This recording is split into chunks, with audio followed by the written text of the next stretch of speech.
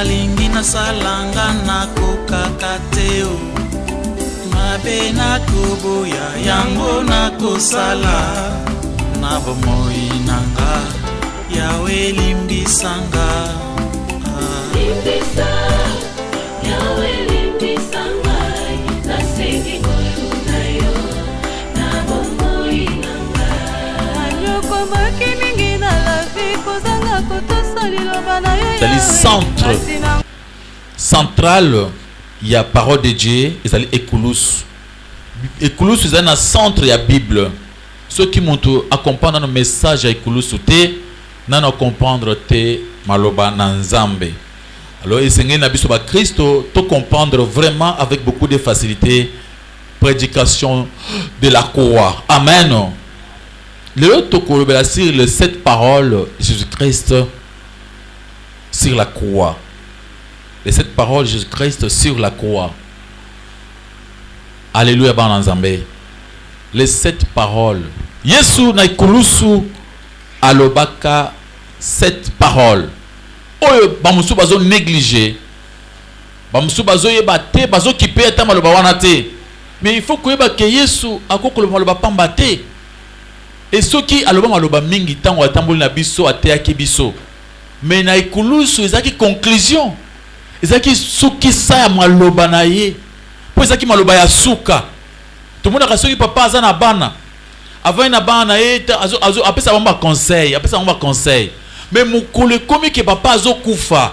Ba yebisi ayebisi ke ngana azo kufa. Abisa kasko maloba benga kango testament. Wana maloba bana babosa na kango te. Amen. Papa aloba kaboya avant kende. Ezali kola nkolo na biso. C'est ma côté abisso évangile makambo nyonso côté sabiso et comme na ba dernière instance ya vinae alobeli biso maloba 7. Alléluia, alléluia. C'est cette parole ya maloba oyo ezana ba signification moko ozali na tina mu Christo ayeba. Mais ezali peut-être toutes les 7 paroles aujourd'hui parce que ezali profond. Et c'est na biso tolo batandambo. Les autres côtés là quelques paroles comme on a liboso zokita. Ekulusu ezaki preuve kotali sabiso que Nzambe a blagagate na makambo ya masumu. Batusi bakanisa ke Nzambe makambo masumu ezaka makambo ya pété.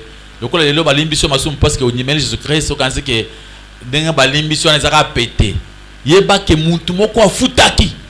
Amatina ekulusu à souffrir, à l'éli, à endurer souffrance. Amen, amen. À perdre vie. Pour la pardonner, ils allaient pendant que c'est-à-dire, tant que ils ont facile, un cadeau, ils allaient grâce. C'est-à-dire, et pendant Yesu na Écoulous. Il y a un message à Écoulous. Et c'est le message principal. Dans 2 Corinthiens chapitre 15. 1 Corinthiens chapitre 15. Verset 3. Au comment apôtre azo pour résumer tout l'évangile. Azo pour résumer la prédication de la croix. Je vous ai enseigné avant tout, comme je l'avais récit, que Christ est mort pour nos péchés, selon les Écritures. Avant tout, comme je l'avais récit, que Christ est mort à cause de nos péchés. Donc, la prédication à l'Ibosso, c'est Jésus-Christ est mort à cause de nos péchés. Donc, tous allez parce que Moutumoko akufa qui pona masumo na biso, le to comment il s'engage bana nzam. Dieu est devenu notre Père à cause ya liwa ya Yesu na Écoulous. Ce qui est sorti qui na Écoulous te masolo te ya biso bana nzambe ngezala te. Amen. So tous allez réconcilier. Parce que quelqu'un a payé le prix. C'est pourquoi mon aki, apôtre Paul dans 1 Corinthiens chapitre 2 verset 2, seulement Jésus-Christ, mais le Christ crucifié. Et pas la Bible, Yesu oyo akufa na Écoulous. Amen. Yesu mususu te banso bazana ba Yesu mususu akufa na Écoulous te. Nous toujours prêcher Jésus-Christ crucifié. Nde azali puissance pour la biso, nde azali zela. Bien aimé, tout ça, parce que quelqu'un est mort. Moutoumora Koufaki. Après apesi vi na ye pour que tozala bana nzambe yango apôtre alobi alingi ayeba eloko mosusu te tozala pusa koyeba makambo nyonso wana te me koyeba kaka na liwa ya Yesu na ekulusu nde bozwi nde récite nde délivrance nyonso eza na wana bato mosusu balingi basala misala mosusu mosala ya moni esami na ngomba Golgota na ekulusu Bible faut otatula elonga ya ekulusu na bomoi na yo parce que na kati ekulusu tango Yesu azokufa nde azobikisa yo. Amen. Alléluia, alléluia. Nous avançons avec le parole Jésus-Christ sur la croix. Tout le monde a la première parole il y a Yesu izana mukande à Luc chapitre 23 verset 34. Père, pardonne-leur car ils ne savent pas ce qu'ils font. Amen, amen. La première parole, ils ont dit parole, il y a pardon. Parole à pardon. Bien aimé, ce que tout le monde dit pardon, nous voyons d'abord l'amour. L'amour couvre des multitudes de fautes. Mutu azala bolingo nda limbisaka. Mutu alingi amuna kata mabe ya mutu te. Amen, amen. Omuna na pesa exemple que ba parents oyo balingi ba na bango ata mwana naza mabende jamais parent na ya kobumaye parce qu'il aime. Alors ça a des efforts pour que a retrouver moi na ye abikisa ye. Et on dit ça le pardonne-leur. Et ça dit signe ya kota isa bolingo. Mais Yesu a pas pardonner nani. Soda wa bete c'était na makolo. O azo wa kele soyi. Batu o baza ko finga ye ko chola ye. O baza wambe mabanga. Yoka sur le Père, pardonne-leur, car ils ne savent pas ce qu'ils font. Ça, c'est l'accomplissement de ses propres prédications. Jésus est prêché dans Matthieu chapitre 5, verset 43 jusqu'à verset 45-47. Pardonnez à vos ennemis. Amen, amen. Faites du bien à ceux qui vous haïssent. Priez pour ceux qui vous maltraitent et vous haïssent. Amen, amen. Jésus est mon lobi. Makambu oya ya te akiwana Yesu ko na kulusu azo pratikango o bazo beta esete ya azo samba malamu mpona bango bato bazo bokele soyi abite babika bakufate. Alléluia, alléluia. Abi ceux qui to kosa lokola ye to koma sikoyo le véritable fils de Dieu. Il faut prier comme Jésus-Christ. Na moment ya pasi moment oyo bando ki batelemi koloka yo. Moment où makambo est compliqué dans ta vie et au changer prière nzambe limbisa monto azo combattre nga sala ki abongola mote makufa na masumu na ete ayeba yo. C'est ça les enfants de Dieu. Amen, amen. Parce que Jésus-Christ notre grand frère propre a été ce exemple. Il y a prédication na ye abandi kokokisa quoi accomplir ses propres prédications. Il nous a montré ce qu'on appelle l'amour. Savoir aimer à ses ennemis. Ses ennemis, oh bazo bete mabanga, oh bazo fingaye, oh bazo tongaye, oh bazo nyonso. Alors bilimbi sabango papa. Ils ne savent pas ce qu'ils font. C'est pourquoi Étienne aussi, oui Étienne, l'apôtre Étienne, avant Akoufa, Dieu père lobi, babete mabanga pas batou, batou bazo mabanga bazo betaye, aza innocent, mais à lobi limbi sabango. Mon frère, toyo kola kolimbisa. Alléluia, alléluia. Il faut apprendre à pardonner aux autres. Il n'y a pas moyen de faire lola. Ce qui olimbisa kate, tu ne verras plus le ciel. Il se trouve dans Matthieu 6, à partir du verset 12. Même dans la prière, il y a notre Père. Abi, pardonne nos offenses comme nous aussi nous pardonnons ceux qui nous ont offensés. Ce qui est dans verset 14-15. Si vous ne pardonnez pas aux autres leurs péchés, votre Père qui est aussi ne vous pardonnera plus aussi vos péchés. Il faut apprendre à pardonner aux autres. Acclamons pour la gloire de l'Éternel notre Dieu. Papa, limbisa bango. Mon frère, c'est une façon de prier. Priez pour ceux qui vous maltraitent. Faites du bien à ceux qui vous haïssent.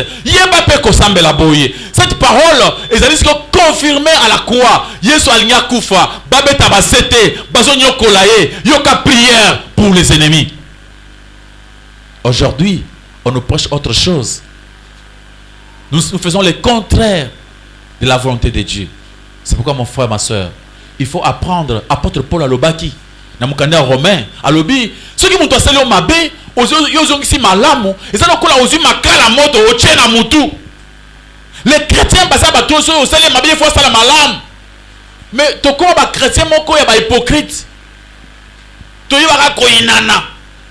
Ye na yebi bien, atikaye na yebi bien. Ata se kisinga. Vous n'avez pas ça, na 1150 bambasala. C'est comme ça. Alléluia, alléluia.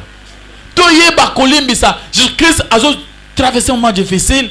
Oh, il est là, passer, nous passer à ce micro à l'obé. Montouana lingi yo bongate, yo bana kolimbisa ye. Nini wana. Mais mettre à l'obé to limbisa, c'est ça notre force. Au moment où tu limbisa banguna, to comme makas. Ba kolonga biso te parce que biso to limbisi bang. Mabena bango ekolo ekozo biso te parce que biso tonjimi to teste bango l'amour. Alléluia, alléluia. Première parole de Yesu Masia, Nekulus. Luc 23, verset 34.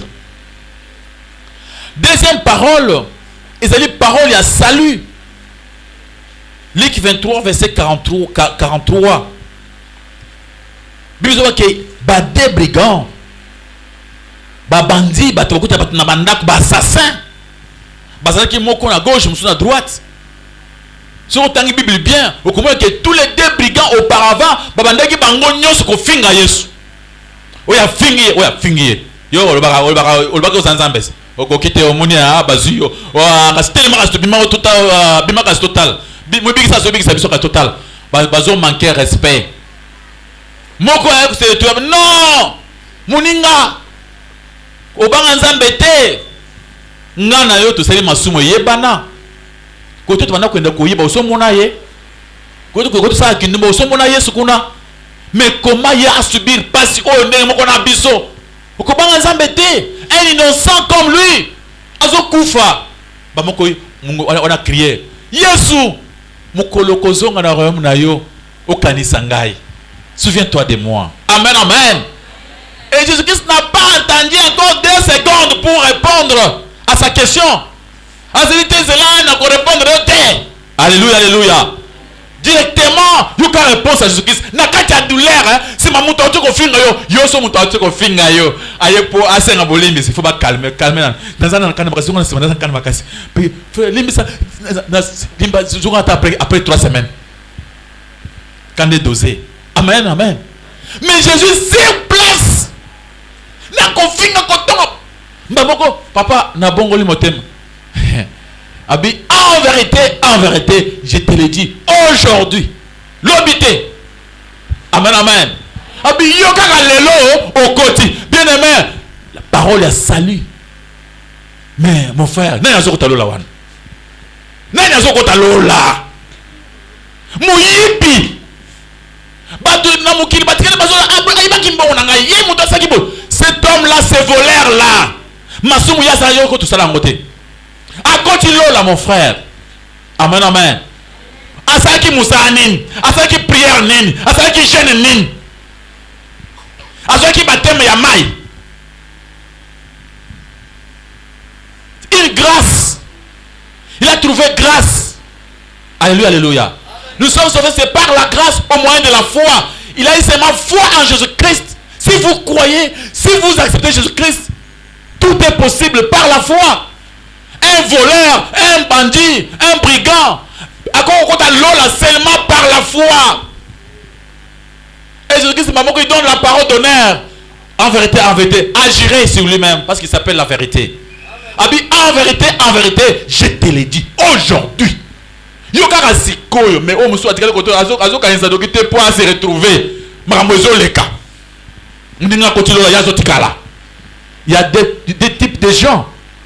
Pendant que maintenant bazobika, yo zuka maman mafuta personne mafuta na mai, bato bazobika par la grâce, yo ke lukaka mafuta na mai, o tourner kin mobimba.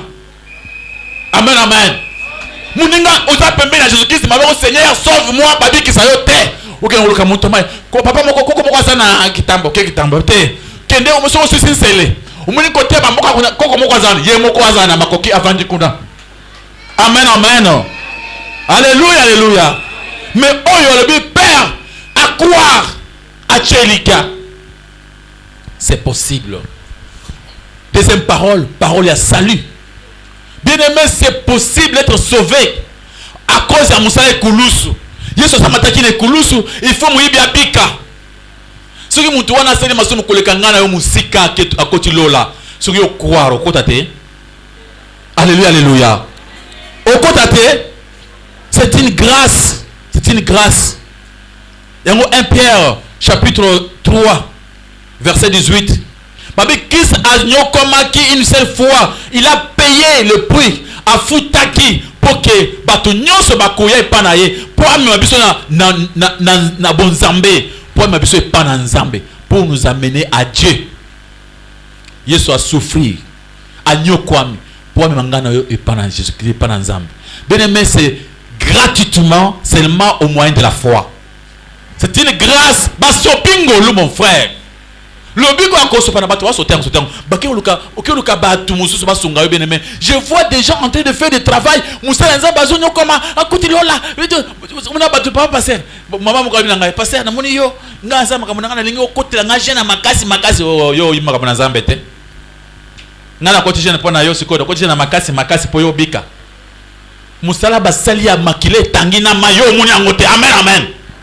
Alléluia, alléluia. Yondi ma musale save na ngomba gologota et pa ya o azali mettre na biso nyonso a partir musala wana yo kozwa lobiko problème nyonso solution ezali wana maboko makasi pa ngolo na koleso masi. Troisième parole de Jésus-Christ, la parole d'affection. La parole d'affection. Quand on parle d'affection, on voit l'amour fraternel. Jean chapitre 19, versets 26 à 27. Alléluia. Jean 19, 27 à 26. Tant que Yesu azotala, Jean, son petit frère, il regarde sa maman au moment où il a souffert, au moment où il a douleur. Yesu a eu douleur au moment où il a mobilité. La douleur va passer ça y est. Attends, douleur babi nzambe amataka deux parce que il fallait affouter ma souma mukil mobimba. Amen, amen. Donc à vivre en fer na place nangana yo. Avec toutes ces douleurs là, ils sont attali nasé. Attali, il voit son frère et sa maman. Abi fils, regarde ta mère. Mère, regarde ton fils. Alléluia, alléluia. Parole d'affection. Sur la Bible, Jean est venu, il a embrassé sa maman. Il est parti avec sa maman. Cette parole nous enseigne quoi? Et ça c'est surprisé. Jésus-Christ nous a prêché d'honorer nos parents. Amen. Namukandia, Exode chapitre 20. C'est le 5e commandement. Dans le 10 commandements, c'est le 5e commandement. Honore ton père et ta mère. Pesa lukumu na papa na maman. Pour que mikolo na yo epusana. Esengweza la pona yo. Alléluia. Honore ton père et qui? Jésus-Christ azo dali sango. Même na ba douleur, même na souffrance. Alors Jean, kobosa na maman te. Alléluia. Abidjan, n'oublie pas la maman. Il faut être toujours à côté de la maman. Il faut l'aider. Combien de gens yo boka maman na binos? Otala kata été. Alléluia, alléluia. Abi, c'est le premier commandement. Apôtre Paul Baksa, on a Ephésiens chapitre 6. Ephésiens chapitre 6, verset 1 à 3. Apôtre Abi, c'est le premier commandement avec promesse. Mais le commandement, je ne sais pas ça. Commandement, on va faire la promesse. Et ça, wana. Maman, bien longi mabé. Ce que vous voyez dans bateau, aïe, tu es mal à l'aise. Ah, il est ce soir. Jamais écouté ce mandat. Mère, vous faites écouter ce mandat. Nous avons des camarades, des après tout, des camarades. Il faut honneur pour les camarades. Amen, amen. Honore ton père et ta mère. C'est le premier commandement avec promesse. Est-ce qu'aujourd'hui nos parents sont honorés? commandement ya monen onzamba pes avec promesse, c'est d'honorer les parents. Alors nzamba zoba, l'homme aura pour l'ennemi les gens de sa maison. C'est nos parents aussi, nos enfants, nos mamans. Bako ça ba ennemi na biso. Mais cela ne nous oblige pas à manquer par respect. Alléluia. Amen. Jésus a démontré même avant de mourir. Habillez Jean comme ça la maman. C'est une affection pour la maman. Regarde maman chaque fois. Pense à la maman. Maman aussi moi naye. Ateki makala. Moi nangazo ata diplôme à pamba. Bien-aimé, mon tour c'est la façon yo botami kaka. Ata o yaki na mokili, maman na bino abotaki wazana mobalité. Ça ce n'est pas ton problème à toi. Amen, amen. Yo quand même nzambe mutonga ko botama. Ce n'est pas un hasard pour Dieu. Alléluia, alléluia. Maman souffrir, souffrir, souffrir. Autant que autant moi diplôme à pamba oi. Moke nzamba sara ta sanini asali. Erwana yo yebaki makambo ya prophétie te. Ndesko okekoloka nakene otana sana vi na ngai na moni bandana zwi musala bafuta mbongo moke okekutana siko na prophète. Nde okutana na prophétesse. Tango okutana na ye yoka prophétie zo pesa ndeko. Alléluia, alléluia. Yoka prophétie zo pesa yo. Yo na moni na vi ya boye kama mutu kamuke boye po na nini. Nzamba talisi ngai ba avion ebele na kati ya aéroport ya ndili kuna ya yo. Na moni mama na bino afandi kaka liboso alingi yozo avion wana te. Parce ozo mona oyo kaka pona mama na bino wana. Directement musala mama oyo ya sali nyonso esala nini pona parole moko ya prophète oyo. Maman a commis ce qu'il ndako na yo. Bonjour maman. On a monté sans effet, sans effet, sans effet. Faites la maman sans effet, sans effet. Na monté mon tablera sans effet. Oh oh, tu es mal à l'aise hein. Après yo tango sa mona moké, ya banda ko embrasser yo. Il te portait. Amen amen. Abanda comme mayo ko la na sika moko oleli sika loko moké il faut yo ya yala lanzala. Mais à ton tour, qu'est-ce que tu fais aujourd'hui? Aujourd'hui tu fais quoi? Tu l'as oublié. Mais Yesu le bénin. Jean, regarde ta mère. Alléluia. N'abandonne pas ta maman. N'abandonne pas ton papa. Ça c'est sur la croix. Nakati ya douleur. Yesu a consisté. Kobosa la maman te Jean. Kangama na maman si maman na loboko.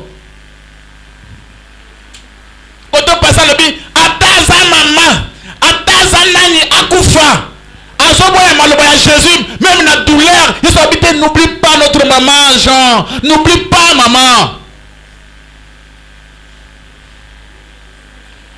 Sur la croix, na kati ya douleur. Le bateau ba technique ya ba prophétie, ayebi ke mwana mobali oyo, soki na pese prophétie ya boyete, na monika moke papa na ye, moke maman na ye, na kabole na bango. Bako bamba prophétie moko, prophétie wana eta ici a diabolisé bango, c'est fini. Amen. Je vous dis la vérité mon frère, baboti ata baza bandoki. Il faut les aimer. Il faut monter de l'affection. Amen, amen. Il faut nous approcher. Tous approcher dans bango. Basa bato bana ko embrasser biso, bato bana ko yamba biso, yo ko ko bango kele, hein? Bien mais ceux qui osent ça bango contre parents na yo. OK, ne musikate. Tu dis la vérité. Ma pas molé ko bana ko diminuer pe ko la mokilité. C'est pas moi qui le dis.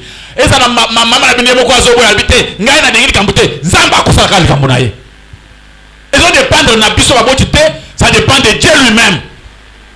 Il faut apprendre à nos enfants. Yokola yo mutoningo baka baboti na yo. Yokolango. Amen, amen. C'est le premier commandement avec promesse. Quelle promesse? O me na mokil. Pe o pambola. Pambate. Ma pambole ko le mulili. Ça paie. Ça c'est fait. Au quotidien, il y a ceux qui combien de jours, il y a ma casse, blocage. Et qu'elle n'était. Parce que toi tu as des problèmes avec tes parents. Bon ba parents ba sali masoma ba ko senga bolimbiste. Bien même papa na ona mona ba ko senga bolimbiste ta ba salo mabe. N'attendez pas que bango ba ko senga bolimbiste. Alléluia. Vous allez bien connaître. Babi c'est à toi de les honorer. Yonde on que ne honorer bango. C'est pas ce que bango kasi bango pe ba sala ki bien aimé ba koyate. Ceux qui ba écoute ba salo mabe. Maboko makasi pa le comme na kole sumasi. Jean, t'as la maman. Maman, t'as la moana. C'était la troisième parole. Jésus-Christ, c'est la quoi? Dans le cas de douleur, Jésus a insisté. Il a insisté. Il faut que ma botte ne soit pas à la honorer. Il faut que ma botte ne soit pas à la respecter. Heureux à jamais chrétien. Bible soit que oh yazo négligé ba oh yaye. Alekina ba païen kutu ba kota la meilleur kotate. Il est presque un païen. Aujourd'hui, nous sommes trop mal prêchés. Bazo combattre l'évangile à Jésus-Christ. Yesu asali Musa na cruz a pèse évangile. Même si on tanga na mukanda, Yesu moko zo na mukanda ya Matthieu 15. Banana verset 4, na verset 7. Yesu asali de bana ba Yuda. Albina bango bino bino zo ba ke fenge ke bana ba to sa baboti, ba honorer baboti. Mais bino bozo bana mutuke. Ce qu'on a na offrande, au lieu que de passer ndako na nzambe. Maman na bino azata na maladie ata nyakufa yebisa ke mama promesse ate kufa na me ombongo oyo na pesa na kati église nzamba lobi tie moji na lobi bongo Jésus Christ abi il te faut d'abord penser à tes parents. Alléluia. Oza ko muntu atikina na mama na ye akipete akena zela ko sa côté mususu. Il faut commencer par là. Alléluia, alléluia. Obi olia ki biloko bato ko Satan ndambote. Amen amen. Omela ki libela na ye. Anyo komina na libum. Ateki ndunda na ya moke olia ki. Yo ko futa Satan ndambote. Okomi okima. Ba pesa ko affection. Yo ko pesa affection te. Amen amen. Maman ya bila ata comme longi mabe, il faut s'approcher na ye. Il sa moninga. Maman na ngaye oyo. Oka soni moninga atala so combien de fois maman na bino le kawala. Oye o la kisse jamais que ça ataka boy. O muso azaka on to seulement musus. Il y a des gens comme ça. Il ne veut pas que ba maman na bango. Même nzamba ko pe soni. Yo pe okoko moko be muni pe bato. Nzamba pe asake moi na pe asala bongo ndeko yeba ke ningi saka passe. Maboko makasi par le comme na kolesu nasi. Quatrième parole. Naba trois paroles to chukolo ba oyo. Mystère exact pesa makasi za ba parole moko izana surprise na kati na ngote. Ya pardon, Yesu me yemo kote gen pardon. C'est ce comment aimer nos ennemis. Avoir kuyeba kolimbisa bango na biso. Ya mibale ya nani ya Dobiko, c'est ce que Jésus a fait à Kibiso, so bonjumelingai boko bika. Ya misatu affection, ya famille. Mais oh ya mine, ils allaient un peu mystique. Ils ont moins mystère na kati. Quatrième parole. Avant tout dans quatrième parole, na sengi batana on a Biblia. Na mukanda Matthieu chapitre 27 verset 45 jusqu'à verset 49. Totema likolo batangela biso yango na kombo na Yesu Masia. C'est le premier verset totangango bien que tongana moi retard.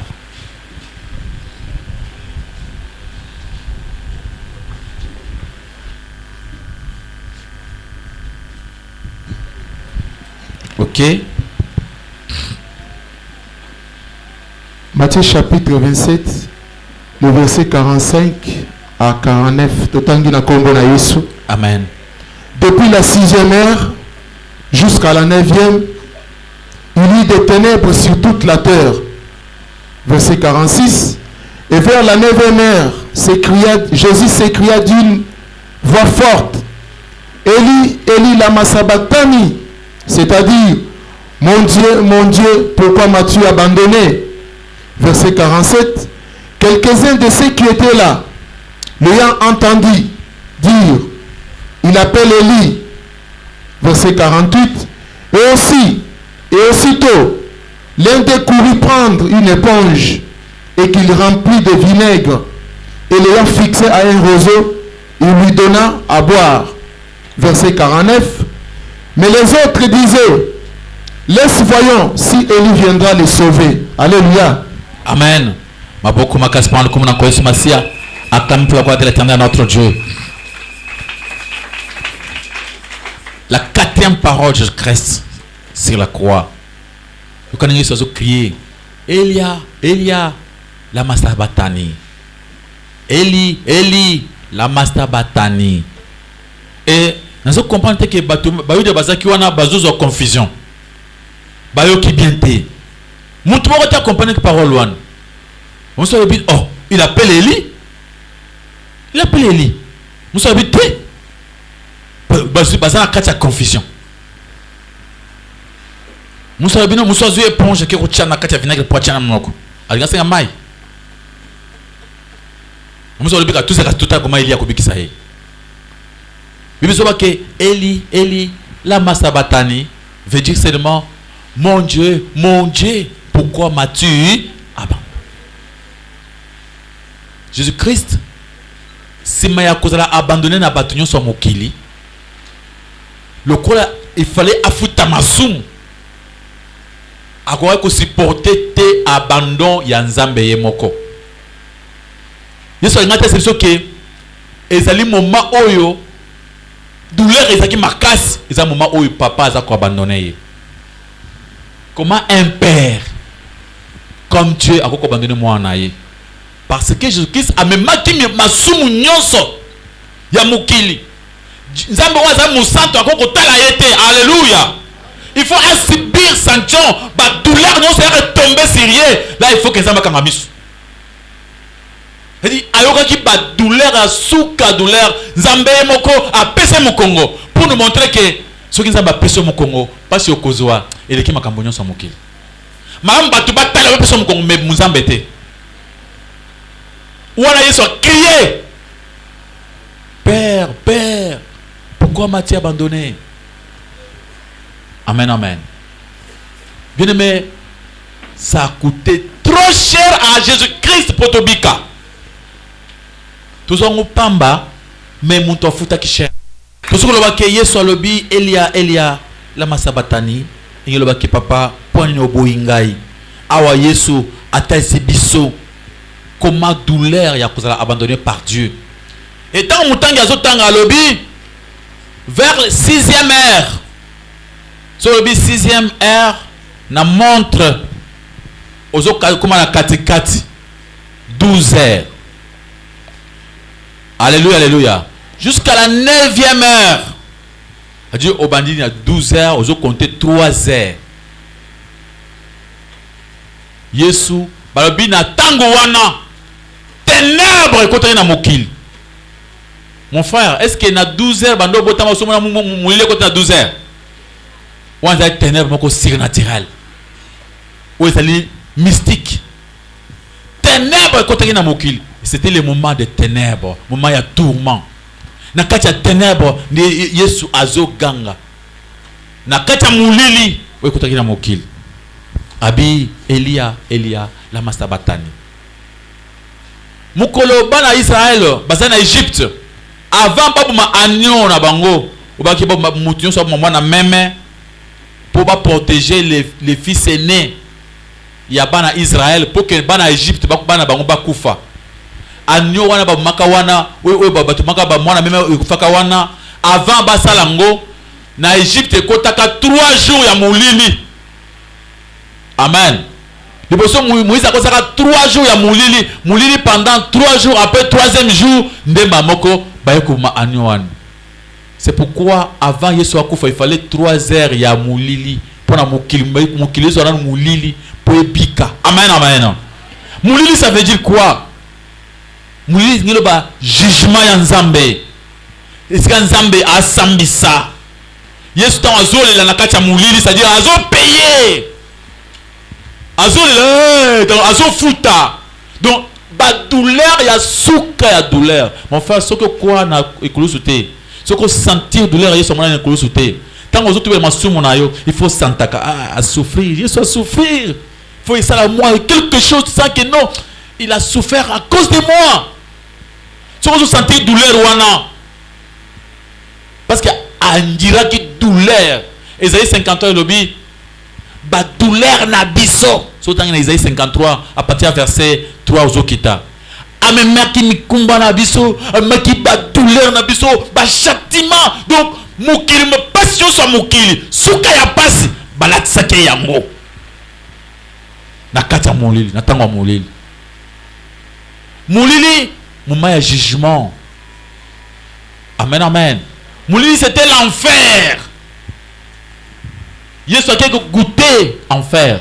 Parce que je me souviens que enfer est allé. Yesu a prouvé que enfer est là. Yesu a bien les ténèbres du dehors. Place à tourment. C'est que tu vas il y a douleur. C'est que tu vas souffrir. Azo prouvé que mutu nyonso oya koboya koyamba Jésus Christ akoleka kuna ye moko mais oya koyamba Yesu akozala sauver. Amen, amen. Bien aimé, à part musala wana Yesu asalaki ezana musala musu akosala te, ezana ba prière musu akosala te po bika. Amen, amen. Ezana ba offrande kopesa te po bika, ezana eloko lusu kopesa na mokili po bika te. Kaka musala wana ya ikulusu, kaka musala wana nde biso faut témoigner. Amen. Notre victoire ezaka na kati ya douleur ya Yesu masina ngomba kolokota na libanda ya wana rien du tout. Loko musu ezalité toko soki ne boka bato mai muna bato ya bambi loko po ba peso mafuta omona ye ndio passé on a makasi na no comprendre te. Mais il faut comprendre qu'il y a quelqu'un qui s'appelle Jésus-Christ de Nazareth. Ye afuta ki nyonso na kati ya molili wana zaki ye moko même nzamba tika ki ye. Amen.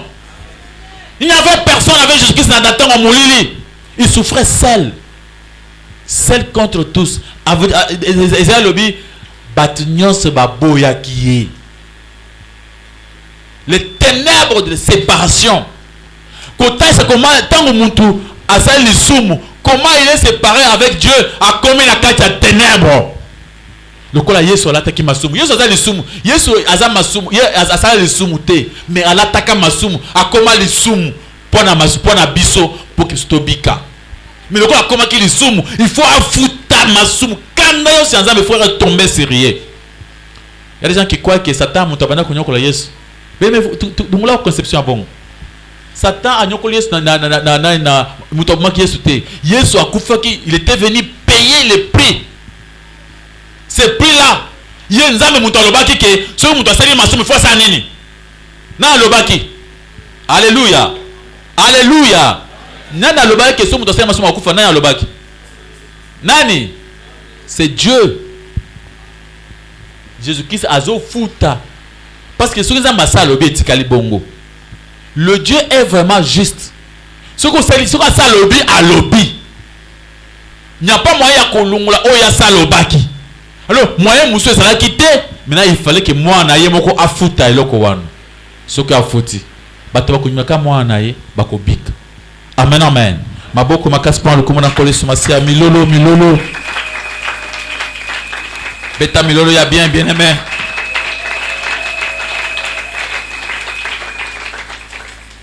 Alléluia. Na Bible zo na biso na Hébreux chapitre 9 verset 27. Que si maya makambo nyonso jugement ezali. Si maliwa il y a un jugement. Ndenge ozali awa yeba ke si maliwa jugement ezozela biso monene. Mais Yesu alobi na mukande à Jean chapitre 5 verset 24. Celui qui croit à moi, oyo aye pananga, celui qui vient à moi, a komuna jugement te. Alléluia, alléluia. Jean 3 verset 16 jusqu'à verset 19. Yesu alobi oyo nyonso akokroire na Jésus-Christ ye akoéchapper jugement. Soki tozoya awa eza po basambisa biso te.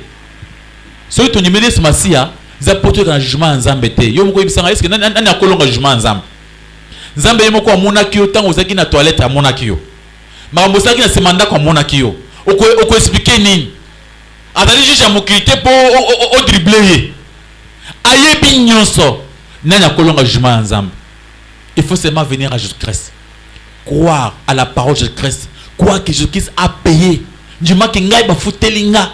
À ce moment-là sentence ya masumu ezaki pona yo ekolungwa yo kopambolama maboko makasi pa lokomo na koleso masi milolo milolo milolo milolo milolo.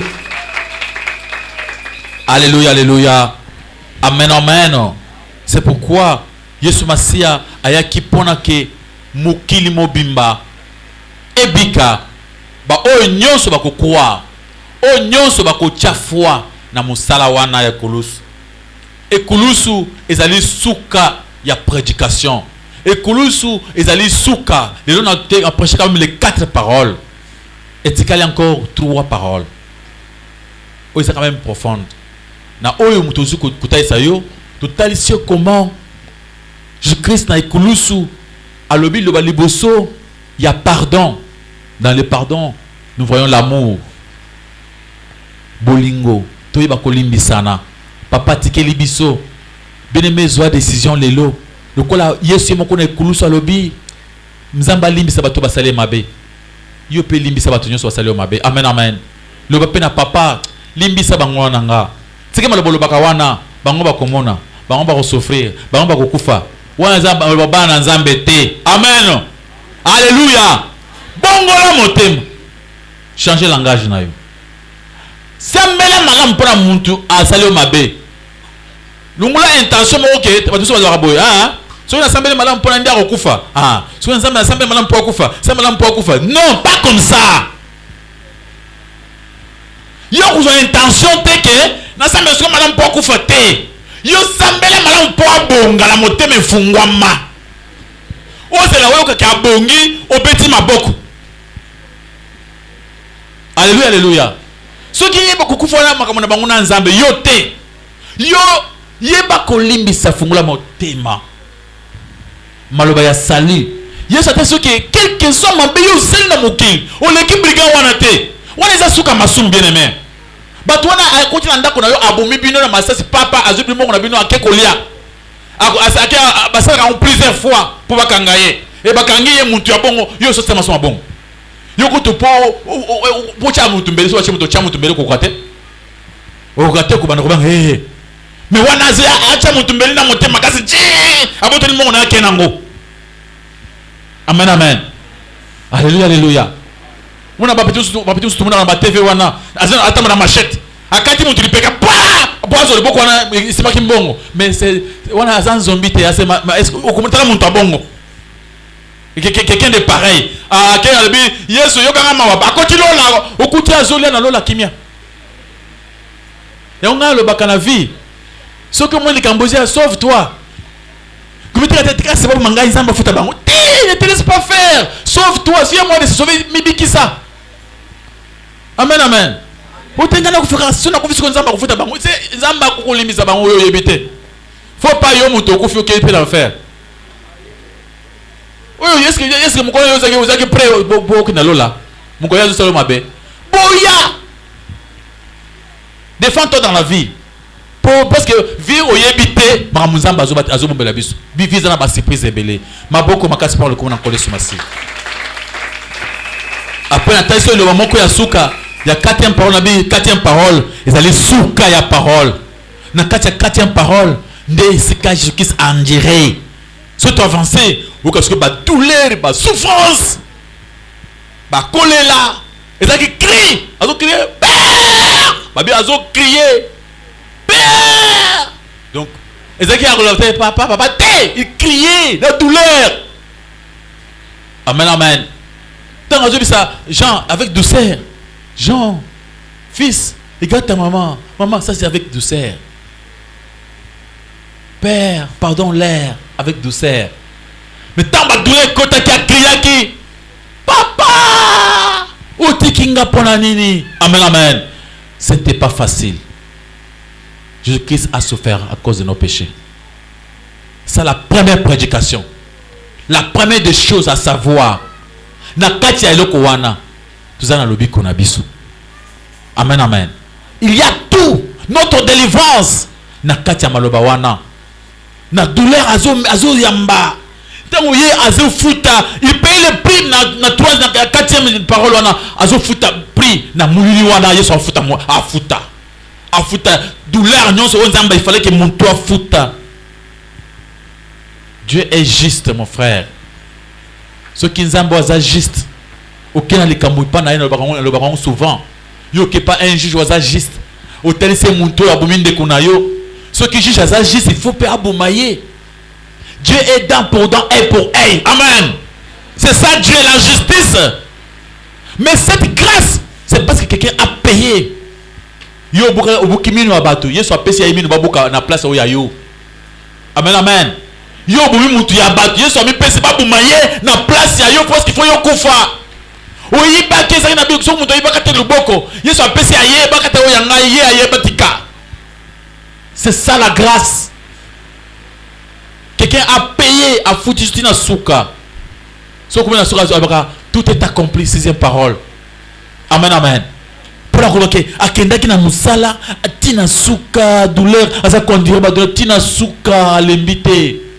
Attention, si vous avez tina souka, les lots, yoso ka isekobika côté muso pourquoi il faut croire en Jésus-Christ. Acclamez pour la gloire de l'Éternel notre Dieu. Milolo, milolo, milolo, milolo. Nzambe apambola yo.